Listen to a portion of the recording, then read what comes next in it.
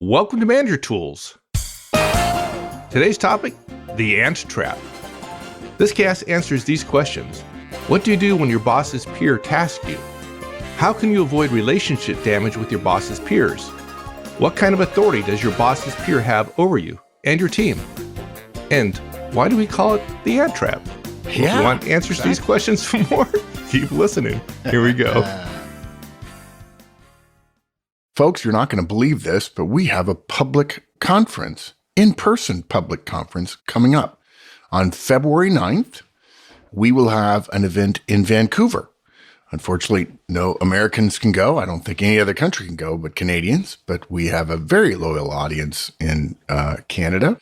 Again, the location is Vancouver. It's February 9th and February 10th, EMC and ECC. And we do still have some slots. So please come to the website and sign up. Our favorite thing to do is to present in person. Hope to see you there.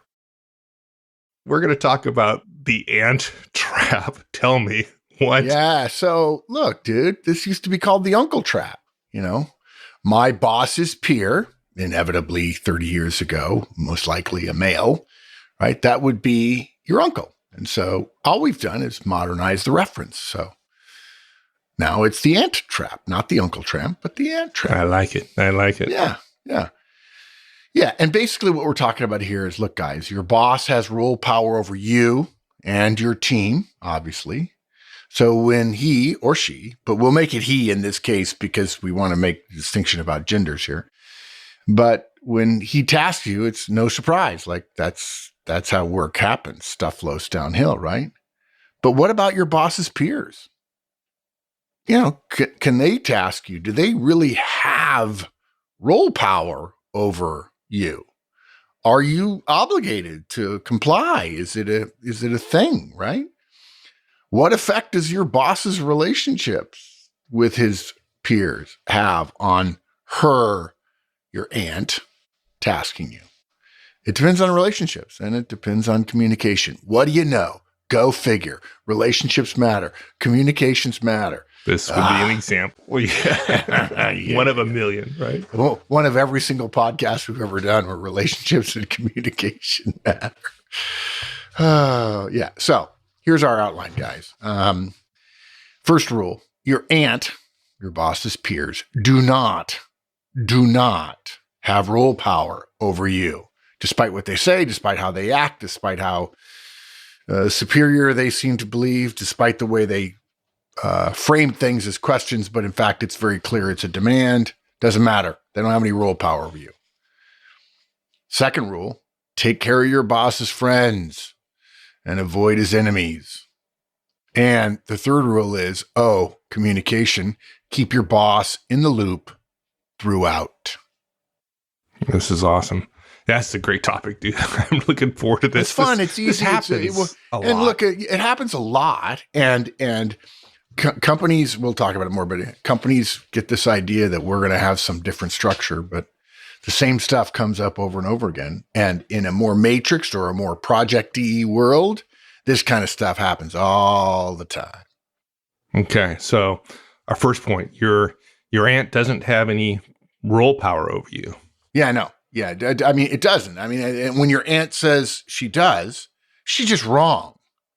It's like when you say lawyer show and they say, I'm sorry, your client is wrong on the facts and the law. I mean, he has his opinion, but it's literally, you got nothing. But look, let's first define the ant trap. Okay. There's a common usage, guys. I'm sure you've probably used it before just as a way to make a discussion easier of defining organizational relationships, work relationships with familial referential names. Now, look, guys, this is no way a justification of the comparison. Okay. Work and home comparisons are rarely good. Okay. If you start referring to your directs as your kids, you're stupid. If you do it in front of your directs, you're just crushing your dreams in terms of results and retention. The only thing worse than that would be our good friend Michael Swinson's former boss, who once gave a talk saying, everything I learned about management, I learned from my dogs. And then seemed shocked, and then seemed shocked that there was a problem with that. He Prat. Yeah. So, but it is helpful in terms of the verticality and the fact that families have a history, a genealogical history up and down in the form of verticalness, right? If your boss is your parent, mother or father, again, not that, don't go there, then your boss's boss is your grandparent, and your boss's peer, somebody else who reports to your boss's boss along with your boss, is your uncle or aunt. And an uncle or aunt of yours, their direct, is what we would refer to very colloquially. I'm just describing how they talk in certain places. Your cousin. And the ant trap, which is modernized from the historical use of something called the uncle trap. And if you've never heard of it before, this is just another example of how it's not your job to learn about management. It's your job to do management, and nobody taught you. We get that. And that's part of the reason we're here. Because if you know all this stuff, if you know why this stuff is and how it came to be and why it exists and what the rules are around it, you can make decisions in your situation, even when the situation's 30% different, because you understand the underlying rules. Okay? The aunt trap, Mike and I were talking about this before. Should we call it the aunt or the ant? I call it ant just because I think it relates now to those little creatures that go around on legs that played a great part in Richard Feynman's books, by the way. There's a geeky sci-fi, not sci-fi, I guess, just science reference. Great books, Richard Feynman.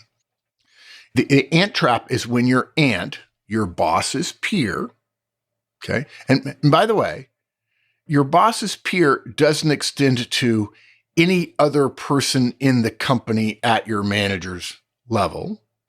It's close to that, but it's not the same. When I think aunt, I mean somebody who reports to your boss's boss as well. And it's far more likely than somebody who's a distant third party.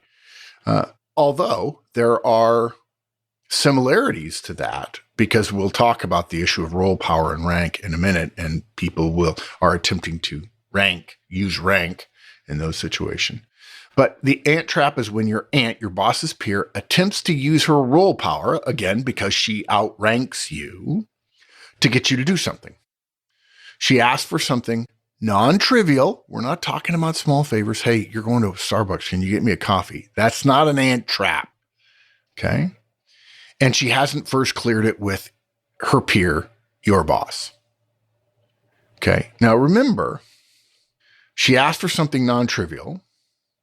And remember, and your resources, so she asked you for something more than just you running to Starbucks, and it potentially could involve your people. It might just involve only your time, but it could also potentially involve your people. And you have to remember that all of the resources, all the people that report to you also are your boss's resources. Okay. That's an ant trap. Okay. So let's get clear though. I mean, there's no way, despite the way some of your boss's peers may act, none of them, nobody outside your direct chain of command has any role power over you, right? No. And if they say they do, they're just ludicrously false. Again, they're wrong on the facts and the law and the precedent and the Supreme Court decisions and everything else. Not like they don't threaten or they don't bully. They do. Yeah, they totally do that stuff. They threaten, they bully, they do all that stuff. And they act as if, right? Because again, I love this. I remember when I learned this the first time, it was probably 15, 20 years ago. The root of the word believe, if you go look at the etymology or the breakdown by syllable, it means to act as if, right? So if you act as if something is so, then you believe it. Isn't it great that behaviors matter, even in word definitions? So if they act as if, hey, listen, I'm gonna need you to do this. Yeah, no, I'm sorry. I don't know who you are. Oh, I know your boss. I'm a director over in XYZ. Yeah, sorry. Look, no problem. I'll be happy to check with my boss. Great to meet you. And if I can do this, I totally will. And just so you know, I got to check with my boss. And the guy goes, well, I think you should know I'm a director. I'm a senior director actually over, and our project is a number one around here. I mean, clearly, don't you understand how much the world revolves around me? Actually, a good part of the solar system revolves around me. They call me Saul. There are people like this. And they do it blatantly, and they lie and tell you that they've talked to your boss. And then when you say to him, he told me he talked to you. No, he didn't talk to me. Seriously, the dude lied. Well, technically, there was a meeting and we were both in it, and he said something out loud, which seemed to indicate he would need you. But he didn't talk to me, and I don't know that Yahoo from Adam, and I ain't giving you up, and so he can go pound sand. And you say to yourself, really? People say, oh, I talked to him because they made a statement in a meeting that referenced me indirectly, and therefore they think that allows them to say, I talked to your boss? Yeah, they do. Yeah, nobody who listens to Manager Tools would do that, but others. Yeah, I don't know. Yeah, high Ds might, yeah. And look, the more senior their title, the more those threats and that bullying and their attitude will influence you. But guys, their role power does not extend to you or anyone on your team or in your organization. Now, look, we've been defining role power the same way for a long time, and I get questions about it all the time, and people don't understand that I'm not spending 5 hours describing the derivation of role power, how it came to be, why it is what it is, why it is not what most people think it is, and it would be really good if people learned it. Hell, they don't even teach it in business school. They don't teach it in undergraduate business school. They don't teach it at MBA programs. They don't teach organizational theory in any way that makes any sense in terms of behaving in an organization. It's horrible. I mean, it's just a sad letdown about an important part of the world, which is professional life and human organizations. So frankly, it surprises more people haven't asked me about role power because it defies the common understanding. Most people think of role power as being similar to rank being military rank. And guys, I'm just telling you, it is not. That is a really bad analogy because it carries suppositions with it, which are just not so. Role power is the ability to speak for the organization to your own organization. And by that, I mean the people beneath you. Because the organization cannot speak to everyone effectively or efficiently. And it's that part of that definition, to the part where you say to your own organization, that makes the ant trap a trap. Okay? Just because you're a director doesn't mean all managers in the company report to you. It doesn't mean you can throw your weight around. Now, look, if you're the CEO's cousin and you're a director, everybody knows you're the cousin. Or, hey, you're a 10% owner in the club. Okay, fine. In the company. That's fine. Those are all things unrelated to your rank. That has to do with relationships and politics, which are nothing but relationship effects.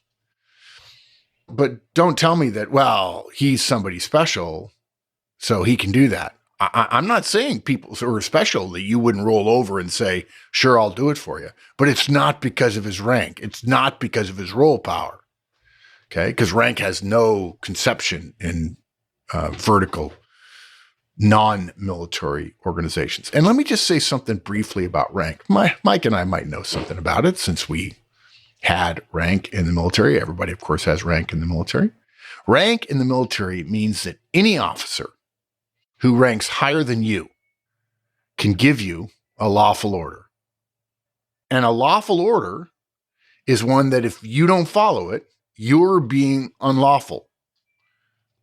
Now, there are rules about what lawful orders are. I can't tell you to do something illegal and consider that to be a lawful order. But it's illegal. Dudes, illegal. Okay?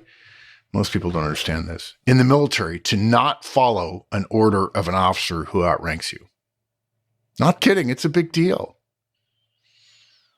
I'll give you another example of things people don't understand. Military officers are not allowed to speak or be seen in public, politicking or protesting for a cause. It's against the law in the military. When Mike and I were lieutenants, if you bounced a check, that made you economically at risk and you went to jail.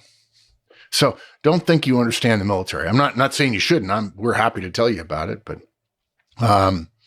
it's a big deal, some of this stuff. In the military, though, the thing that makes rank so much different than role power, there's training and discipline that every officer goes through regarding the use of their rank.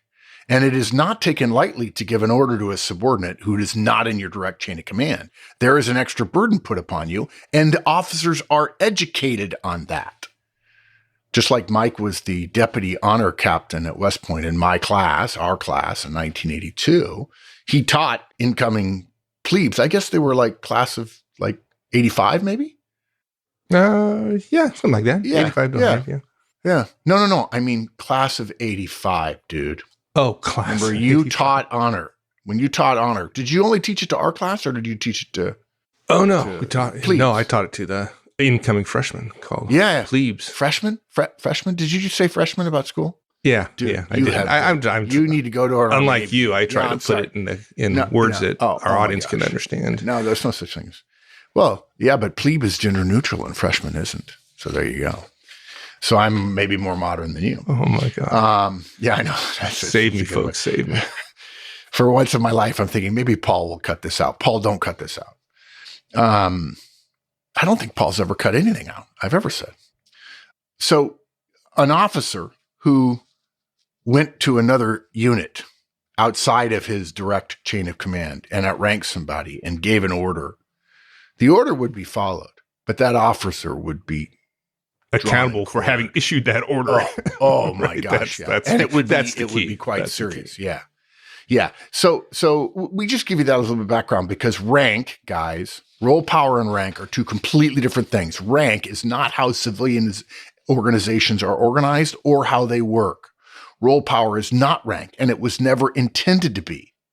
Yes, for those of you who know a little bit about organizational history, military organizations are the genesis of the vertical structures in our modern organizations today. If you think sometimes your company functions like the military, you're right.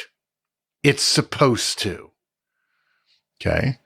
But that's because the military was the only organization bigger in the world that they could use as a model when companies, small organizations with apprentices and interns and journeymen and so on, and guilds and so on, when they finally got big enough to need some sort of scaffolding upon which to deal with the complexity of work when we're talking tens of thousands of people trying to be aligned in delivering an output that's profitable so they can stay doing what they want to be doing.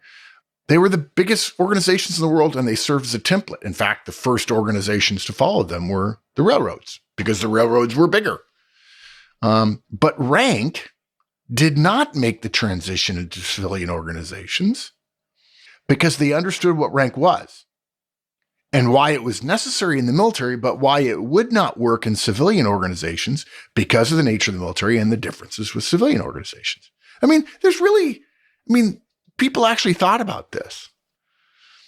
Now, there are stories of IBM in the 60s and 70s. They experimented with managers wearing like railroad track devices with 2 or 3 or 4 or 5 bars. Actually, Mike, to some degree, a little bit like cadet insignia. Remember the 2 bars, 3 bars, 4 bars?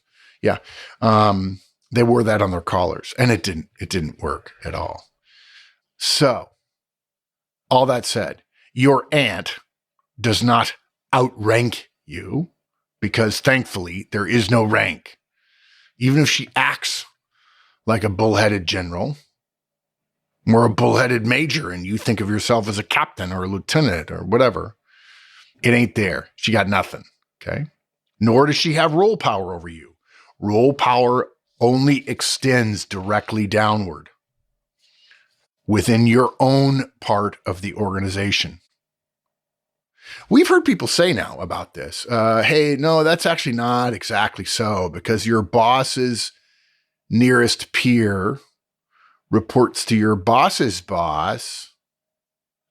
Their role power of the boss's boss is therefore referential to you, and also indirectly to your aunt, and therefore your aunt has that power. These people are being so specious, and they're lying to you. It's false. That's not how organizations are meant to work. They're wrong on the facts and the law and the history. I promise you, they're full of it. Ignore them. Just look at them and say, I have to go to the bathroom, or I need to go get a cup of coffee. You keep on talking. You do you. Look, they're just trying to make their power play sound good, and they're fibbing, and it's vulgar, and they should stop. Now, look, this isn't to say, guys, that we shouldn't be deferential to people who are more senior than us. Okay? Be politically wise, defer, be respectful. But your interpersonal deference with your aunt are not the same thing as you expending corporate resources, your team's time and your time on her behalf. Deference doesn't have to go that far. You can be nice and say you'll have to check with your boss. You can be nice and say no to one of your boss's enemies. Now, look, guys, I know what some of you are thinking. I don't need to listen to this. You might assume that because your organization is more modern, or because your organization is flatter, or your organization is cutting edge. I love that. Or your organization is anti-hierarchy, or your organization is matrixed, that this general principle doesn't apply to you. And there are times when organizations make specific reference to how these kinds of power and resource conflicts should be resolved, perhaps with dispensations and projects and flatness and so on. But the fundamental principle is where you have to start. Okay? You're generally not obligated to follow the dictates of your aunt on the basis of her role power alone, because she has none over you. Now, can you do favors for your aunt? Heck yeah, you can, and you should. If you have a good relationship and it's a trivial request, do it. Favors matter. There's a whole subculture in every organization in the world at play all the time about favors.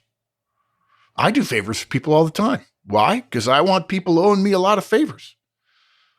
But you do not ask for favors by relying on role power. That's part of the aunt trap as well. If you're in good relationship with your aunt and she asks you for a small favor, hey, dude, will you check this document over real quick for me? Just 15 minutes. Okay, fine. Yeah, sure. We have a good relationship. No problem. It's going to take 15 minutes. Now, if you're going to have to spend the whole weekend doing it, completely different story. Now, if she's your mentor, okay, maybe. But that's not role power. That's relationship. That's politics. Okay? But somebody saying, hey, look, I haven't talked to your boss, but I need this from you. Will you do me a favor? Now you're in a gray area, particularly if you don't have a great relationship with somebody. So basically, guys, this is a long way of saying role power plays people who are relying on the fact that they outrank you from somebody outside of your direct leadership line is not cricket. They're an ant trap. We get a lot of questions here about what managers can do to help us get hired, if you will, by their company to come in and train more managers on the Manager Tools way, usually because somebody's been listening to a podcast for a while and really likes our stuff. We always appreciate that. Just so you know, the biggest question we get, how much does it cost? It's $15,000 for up to 30 people. And if you don't know, that's an incredibly good deal. Typically, management training is around $1,000 a head per day.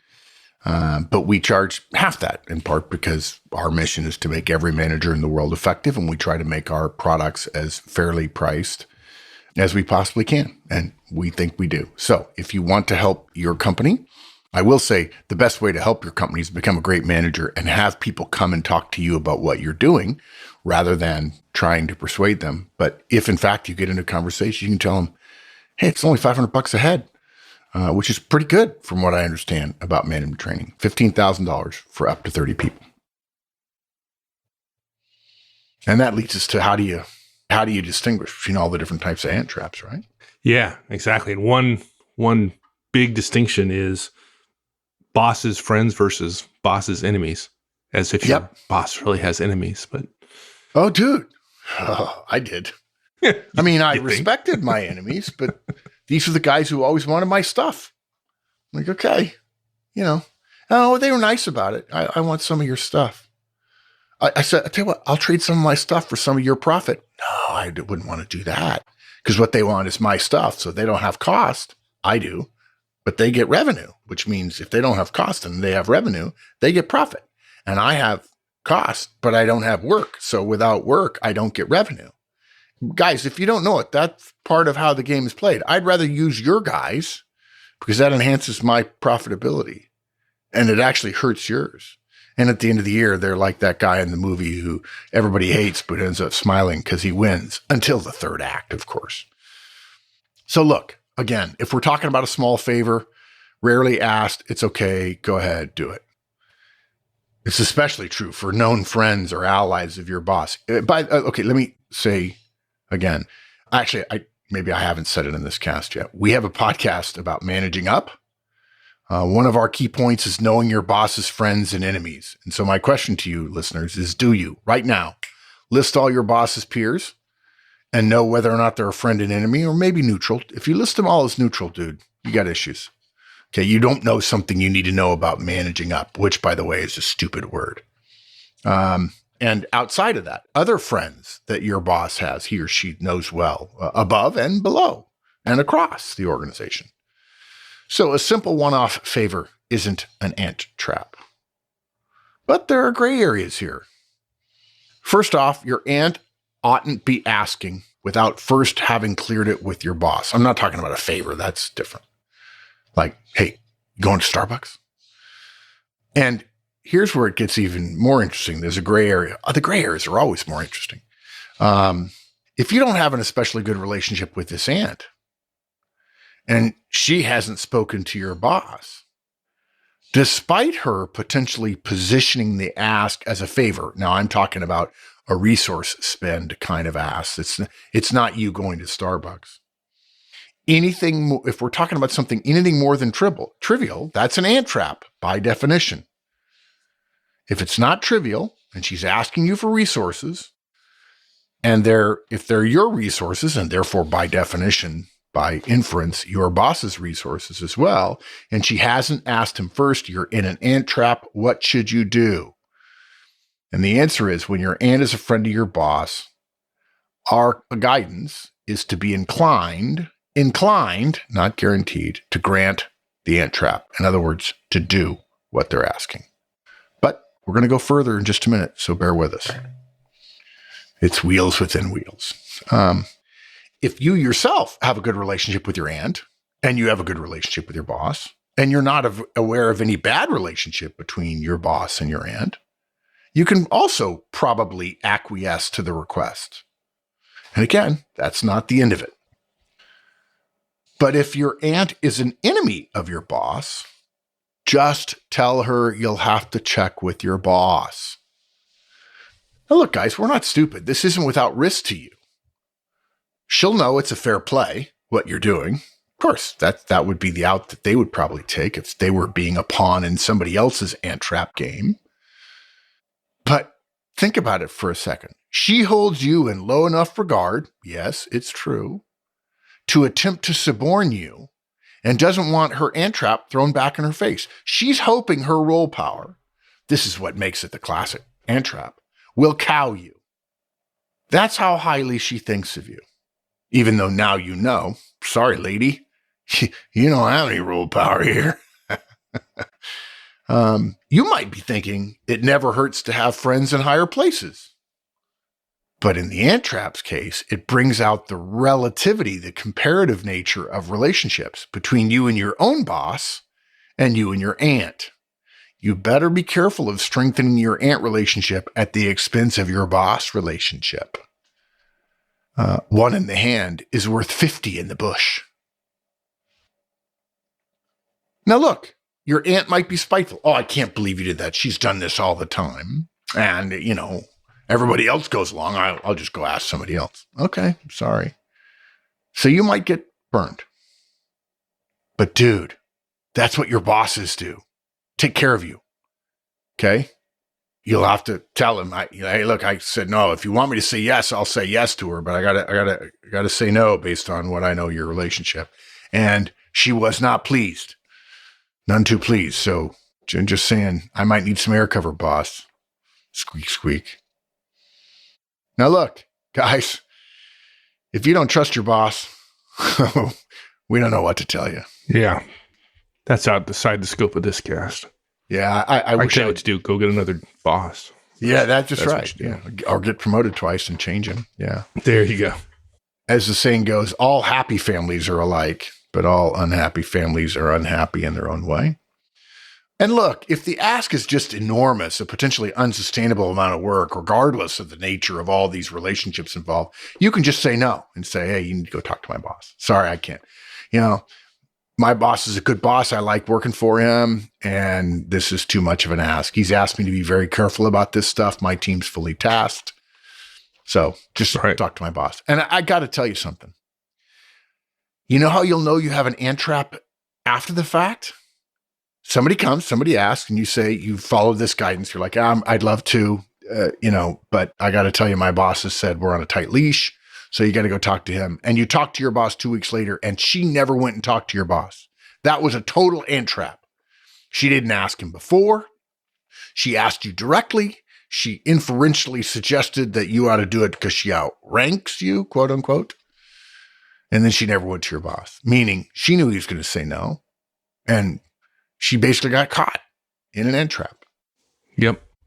Well, and regardless, whether friend or foe of your boss, yeah, you got to keep your boss in the loop. Yeah, right? Dude. Well, you know what? We shouldn't have to say this. I got to tell you, I got into a conversation with somebody this week in one of our sessions about, well, what about the need for the direct they're pretty busy. And so why do I have to keep everybody updated? And I sort of chuckled. I said, because you do. He says, well, why? I said, because it's how things work. Well, why? And to his credit, I think he was being genuine and I was trying to be a little funny. And I don't think he quite got it because I've discovered recently I'm not funny. That's okay. I don't care. I laugh at myself all the time. So to me, I do too. I look in the mirror, just so you I'm know, laughing. you are funny. Yeah, I find you very funny.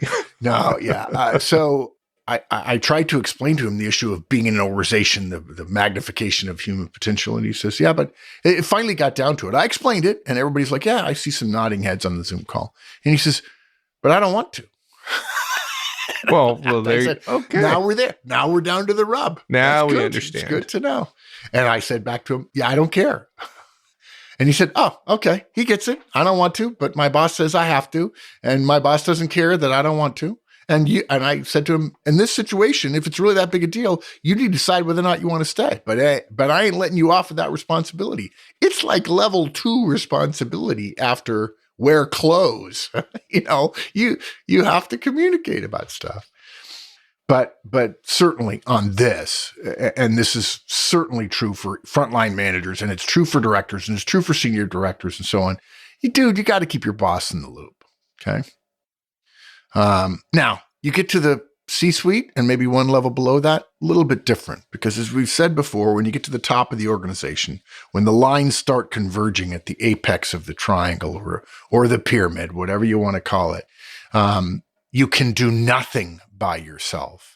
Everything is collaboration. As I've said before, when you look up at the top of your organization, folks, if you're a manager, if you're a senior manager, if you're a director, if you're a senior director, if you're a junior VP, if there are 3 or 4 levels between you and the CEO, I promise you, when you look up at the top of your organization, what you call politics, they call collaboration. It's normal. There's all kinds of favors being exchanged. There's all kinds of, it's not rank, it's not role power, it's we're all a team trying to get stuff done and we have to be as flexible as possible, because if the people at the top get rigid, people at the bottom will be stuck in concrete. So, if you get an ant trap request, accepted or denied, let your boss know. If you're a little worried about it, ask permission specifically. That way you can go back to your aunt and say, I'm sorry. So in other words, you could say the aunt comes to you and says, hey, I need you to do this, whatever. I'm like, yeah. Instead of just going to tell your boss, say, listen, I'm sorry. I gotta go ask the boss. We're on a tight leash here. And you say, alas, right? You might say something like, hey, Margaret, I know I kind of gave you the idea that I would be willing to do it. I'm sorry I spoke out of turn. My boss has other plans for the resources, right? That I'll need to do that thing you needed with the thing. So I got to retract. I don't mean to retract my willingness, but I have to retract my yes that I'll do it because my boss says he's happy to discuss it with you, but I don't have the authority. So I'm just a lowly whatever. Yeah, but that, man, I tell you, going back to my aunt and telling her I can't do something, that I'm not going to feel very comfortable doing that, to be honest with you, dude. I don't know if I should have to do that. Your comfort. Every day I wake up and the first thing I need to worry about is your comfort. Yeah. That's one of the problems with the modern world today, in my opinion. And this is not young people per se. It's not. It's not Gen Zs, it's not millennials. This idea that somebody else should be responsible for your comfort, or that at work you're supposed to be comfortable. In fact, being a professional is about seeking out the edge of discomfort. I'm not talking about the bleeding edge of risk and hurt and blood. I'm talking about constantly learning, constantly getting better. As I've quoted many times, Satya Nadella, who I think is great, the CEO of Microsoft. I really wish he'd fix some of their login problems and so on, but God bless them. It's one of the greatest companies in American history. And Satya Nadella says, the learn-it-all usually beats out the know-it-all. And this idea that people need to be comfortable, and therefore they don't need to volunteer, they don't have to have their video on during a Zoom call, they don't have to answer questions, they don't have to describe why they did something so other people can determine how they might be able to fix it when a problem comes up. This comfort thing is grossly overrated. But regardless, you're obligated to do it. Keep your boss posted about workloads and resources. If things change, you got to let your boss know. You think your boss knows everything that's going on in your little neck of the woods? Not a clue, brother, sister, not a clue. And whatever you do, good, holy Toledo, don't ever blame a deliverable you or your team missed on the fact that your resources were working on the ant trap. No. That would be not good at all. That's not a good idea. And the final thing I'll say, two things before we summarize. Relationships make this thing a whole lot easier. When there's high trust, these things don't happen very often. And then the other thing I'll just say is when you become an aunt or an uncle, tread lightly. Don't put your nephews and nieces in this situation. Just amen, brother. Yeah. Okay, you want summary? Yes, please. Yeah. Okay. Role power isn't rank, folks. Your boss's peers can't demand work out of you and your team. They can ask, but they can't demand. There are times when it's okay to say yes, and times it's okay to say no, and times to refer to your boss. But no matter what, your boss has got to stay in the loop. And this is just another in the thousands of examples of role power, politics, and the power of relationships. There you go. Yeah. Cool. Yeah, fun. Thanks, my friend. And I hope we get some juice from the fact that we updated the uncle trap to the ant trap. Yeah, it's just much more pithy. So, yeah. Well done. My pleasure, partner. All right, my friend. Thanks, everyone. So long.